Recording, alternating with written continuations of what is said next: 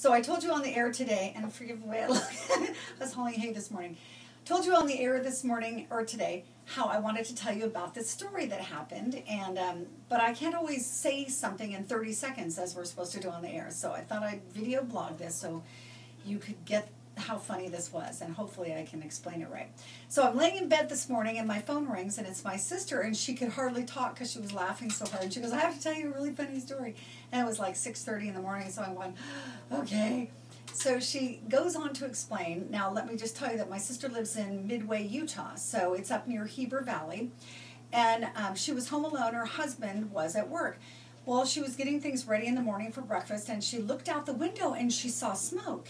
And she's like, "Well, that's weird." So she called her husband on the phone, and she's like, "Honey, I'm seeing smoke in the yard. That's so weird." And he goes, "Well, that's weird," because they had been told by the neighborhood watch people that there's Raytheon, and they have things like little hot water streams that sometimes come up in the ground, and it emits something called Raytheon or some chemical. So they're supposed to go get a jar and trap the smoke, and then they have it tested to see if it's emitting Raytheon or some chemical.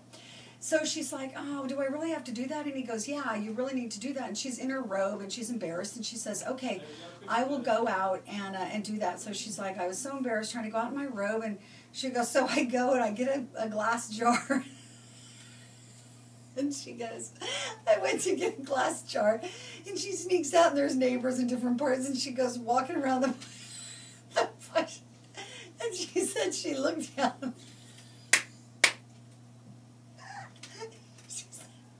Okay, it's obviously funnier to me, but she said she looked down. Sorry.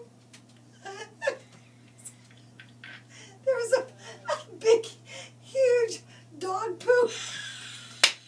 Her dog had gone to the bathroom, and it was just steaming smoke from the cold air, so all it was a big, huge dog turd.